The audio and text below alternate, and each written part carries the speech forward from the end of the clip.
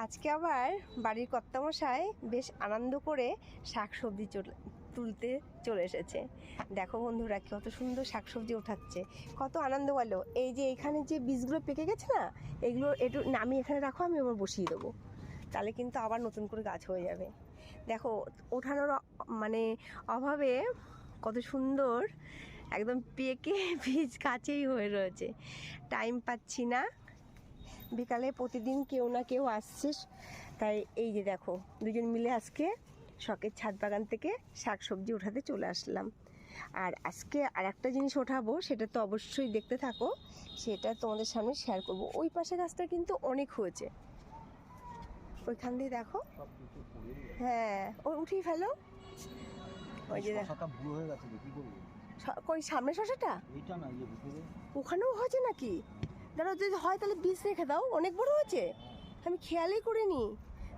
দেখাই বন্ধুদের তাহলে, বলো কি, আমি তো খেয়ালই করিনি, আমি সামনে একটা শুধু দেখেছি।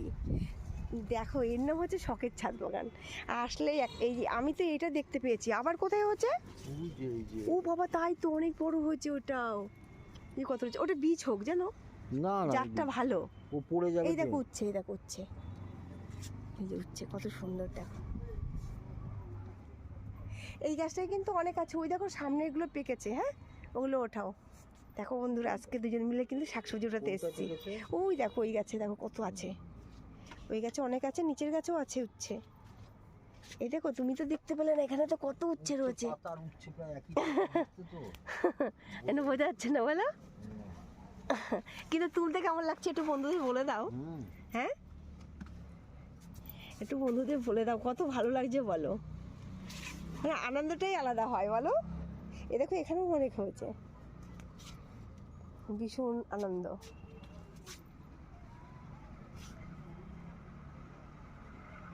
কিন্তু দুঃখের বিষয় আমার সিম গাছটা কিন্তু এইগুলো চেঞ্জ করতে হবে, নষ্ট হয়ে গেল।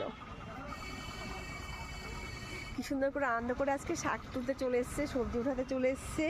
এই যে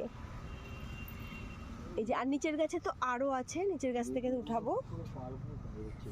আর কেমন লাগছে বলো? ভাল লাগছে? বন্ধুদের একটু বলে দাও যে কষ্ট করি, কিন্তু এই যে এই কেষ্টটা কিন্তু এর জন্যই মেলে নাকি।